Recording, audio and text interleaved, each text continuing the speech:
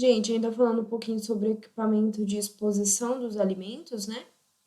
Na área de consumação, é importante que esse equipamento ele tenha uma barreira de proteção, tá, gente?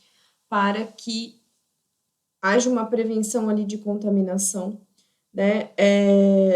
Por conta da proximidade do consumidor, né? Ou de ações do consumidor e de outras fontes. Claro, se estamos falando de um self-service, né, gente? É um pouco mais difícil controlar isso, porque é o próprio consumidor que se serve, então, né, a gente tem que contar com as condições de higiene da pessoa e os hábitos de higiene da pessoa. Nós temos que contar que a pessoa não vai ficar falando em cima dos alimentos, enfim, não vai tossir, não vai espirrar. Mas isso é algo difícil de controlar. Se o meu consumidor fizer isso ali, né, a gente não vai conseguir impedir neste caso. Isso é um problema muito grande, né, de contaminação, principalmente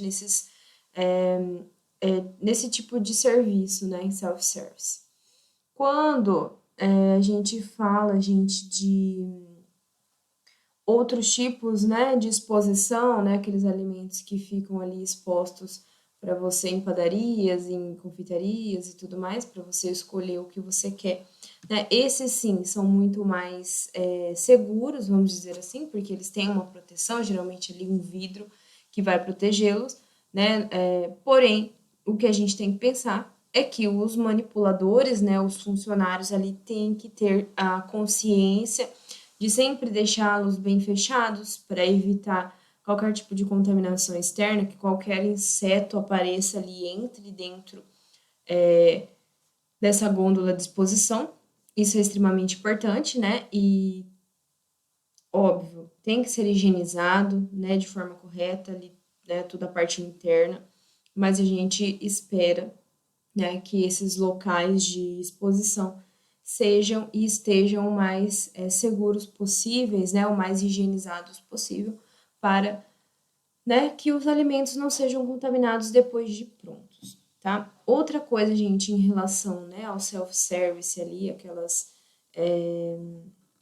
gôndolas ali né, onde o próprio consumidor se serve, se vocês repararem, ela tem em cima, né, uma parte, uma proteção que impede, né, vamos dizer, a contaminação direta, vamos dizer assim, se cai alguma coisa em cima, uma lâmpada estoura, né, esse tipo de proteção, né, ele vai impedir. Ele também impede, muitas vezes, que a pessoa consiga ir com o seu próprio rosto, cabelo, muito próximo do alimento, né, que a pessoa abaixe muito a cabeça. Claro que né, isso depende do tipo de equipamentos, depende do tipo de consumidor, né? Que o consumidor deita em cima lá do negócio para conseguir servir, isso é algo que a gente não controla, mas existe ali aquela proteção, né? Como forma de tentar reduzir um pouco a contaminação, mas isso é bem complicado, tá? Outra coisa que é bem complicada é consumidor que acaba utilizando um utensílio de um produto no outro, né? Isso aí é algo, né? Vai do bom senso da pessoa, gente, mas infelizmente nem todos têm bom senso para, né, no ato de servir tomar cuidado, né? Muitas vezes as pessoas estão, né, indo almoçar com outras pessoas, estão conversando o tempo todo. Isso é um problema também, né? O ideal seria sempre ter um funcionário ali para orientar, né, as condições, mas sabemos que isso é complicado também, dificilmente os donos dos estabelecimentos vão deixar um funcionário só para, né, orientar. Então, né, é aquele negócio. Como tudo dentro da área de manipulação e tudo dentro da área de distribuição e comércio de alimentos, nós temos consciência, nós esperamos que os donos dos estabelecimentos cumpram todas as regras, né, para que nós tenhamos alimentos seguros, né, pessoal? Essa é a grande ideia, né, que nós temos. Seria o ideal, com certeza. Bom, os utensílios, gente, que são utilizados na consumação, né? Os pratos, copos, talheres, tudo isso preferencialmente deve ser descartável, tá? principalmente quando a gente fala ali de padarias e tudo mais. Então, o ideal é que se sirvam em pratos e copos e tudo mais descartáveis. Sabemos que muitas vezes isso não é realizado, né? Então, se eu vou utilizar um material que não é descartável, sempre tem que fazer uma higienização correta, gente, sempre. E armazenar em um local protegido para evitar contaminações, ok? Todos a parte de ornamentação também, pessoal, plantas, né, que são utilizados ali, né, os ornamentos e as plantas que são colocados na área de consumação, né, como forma de decoração, eles não podem, gente, possuir fontes de contaminação para os alimentos preparados. Então, tem que se ter um cuidado muito grande com plantas, principalmente com pragas que atacam essas plantas, alguns insetos, algumas formigas, muitas vezes, né? Você tem lá umas plantas lá de decoração, uma ornamentação, tudo muito bonito, mas você não presta atenção se aquilo, né? Você está ali tão preocupado em produzir alimentos seguros, você está ali tão preocupado com todo o seu, né? Tudo que você produz, com a higienização de tudo, você está preocupado com a higienização dos equipamentos utilizados na exposição, e você não tem esse cuidado, né, com as plantas. Aí vai começar a surgir inseto dentro da área de manipulação. Os insetos, obviamente, né, se eles estão ali inicialmente nas plantas, eles vão procurar esses alimentos que estarão expostos ali facilmente para eles. E aí eu posso atrair pragas para dentro da minha área de manipulação.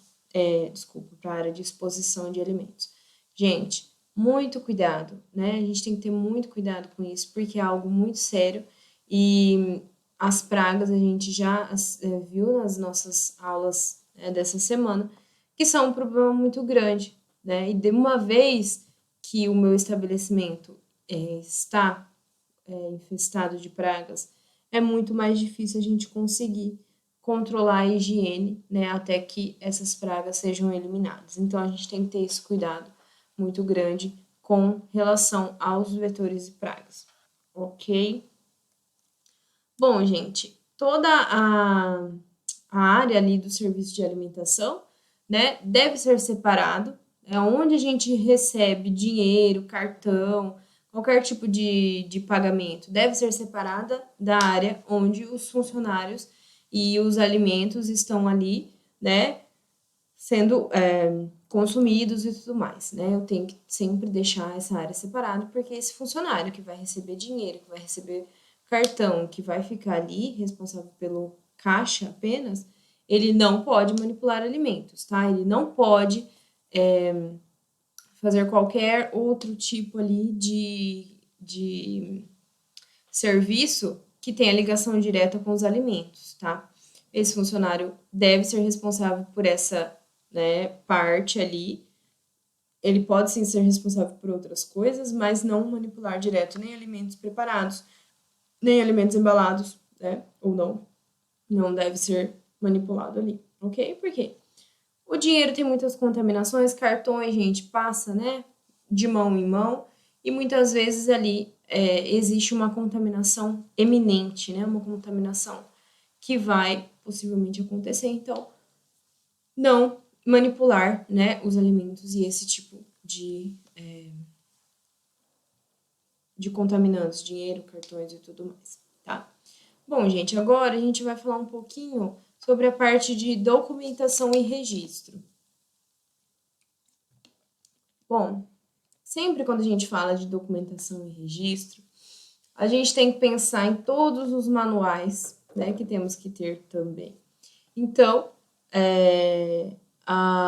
o manual de boas práticas, tá, gente? É algo que toda empresa manipuladora de alimentos deve ter, né? Obrigatoriamente. Então, sempre eu preciso, dentro do meu manual de boas práticas, ter todos os procedimentos operacionais padronizados, que nós estudaremos mais profundamente nas próximas aulas. Hoje nós vamos falar um pouquinho sobre eles. Então, que documento que eu vou encontrar na minha indústria? Meu manual, que é o básico, né? Tudo que eu faço dentro da minha empresa tem que estar ali no meu manual. né? Toda a parte de higienização e tudo mais, todos os cuidados, higiene do manipulador, a gente já falou bastante sobre isso, né? Tem que estar no meu manual BPF. E os POPs específicos para cada tipo de atividade, tá? E esses documentos, gente, eles têm que ser acessíveis aos funcionários, tá? Então, tive uma dúvida, sou novo aqui, recebi um treinamento, mas mesmo assim tenho dúvida, esqueci, tenho medo de fazer algo errado. Vou lá, consulto o meu manual, né? Ele tem que estar acessível facilmente para esses funcionários. Vou consultar o manual de boas práticas e vou saber ali se qual tipo de atitude eu devo tomar, né? E o que eu devo fazer neste momento, se eu consigo fazer isso facilmente, sozinho, se eu preciso chamar um superior, chamar um colega para me auxiliar e tudo mais. Tudo isso, gente, vai evitar erros dentro da área de manipulação, vai evitar desperdícios, vai evitar um monte de problemas. Então, a gente tem que ter sempre, né, esses manuais acessíveis, tanto para os funcionários quanto para as autoridades sanitárias, né, de fiscalização, que vão chegar ali fazer a fiscalização e vão pedir esse manual, tá? Gente, os POPs, né, os procedimentos operacionais padronizados, eles devem conter todas as instruções sequenciais das operações, tá? Então, tudo que eu vou fazer dentro da minha indústria tem que estar muito bem descrito nos meus POPs, tá? Então, qualquer pessoa, mesmo que não treinada ou mesmo que pouco treinada, ela vai pegar o POP e ela vai ser capaz de desenvolver aquele tipo de operação ali com facilidade, porque o POP deve ser muito bem detalhado, tá? Então, o POP de higienização, né, ele vai conter toda a parte, né, como que você vai realizar a higienização, quais os produtos que você vai utilizar, qual a concentração que você vai utilizar do detergente, do sanitizante, qual a quantidade que você precisa, se você precisa enxaguar ou não, né, então tudo isso deve ser descrito nos meus POPs, né, são instruções sequenciais, né, uma receita ali, uma formulação, uma receita de bolo, você vai seguindo e vai conseguindo executar facilmente, ok? Tenho que ter também não só as instruções, mas a frequência de execução, né, da tarefa, todas as partes, né, que especifiquem o nome, o cargo, a função do responsável, né, do funcionário que é responsável por aquela atividade, ok? Todos esses POPs, gente, têm que ser aprovados, datados e assinados pelo responsável do estabelecimento, ok? Então, são tarefas já que são delegadas a determinados funcionários e sempre, né, temos que registrar tudo o que está acontecendo dentro da nossa área de manipulação. Quem vai fazer, quem é o responsável, né, se não fez, por que não fez, se não fez, quem vai fazer por ele, né, quem vai substituí-lo e tudo mais. Tudo isso é muito importante, tá? Outra coisa, pessoal, os registros, né? Todos os registros que temos ali dentro da área de manipulação, eles devem ser mantidos por um período mínimo de 30 dias, tá? Contados a partir da data da preparação dos alimentos. Então, todo tipo de registro que eu tiver de preparo, de erros de preparo, de erro na manipulação, qualquer coisa que aconteça, eu tenho que registrar, né? E esse registro, por no mínimo 30 dias, tem que ser mantido. Existem registros que devem ser mantidos por tempos maiores? Sim. Registro de limpeza da caixa d'água. Eu limpo a caixa d'água, né, só a cada 6 meses, então eu tenho que manter esse registro por um tempo maior. Porque, obviamente, né, se dentro desses 6 meses chegar a fiscalização na minha indústria, no meu restaurante, enfim, ou na área de manipulação, quaisquer que seja, eu tenho que ter ali um documento, né, que vai comprovar que a caixa d'água foi higienizada,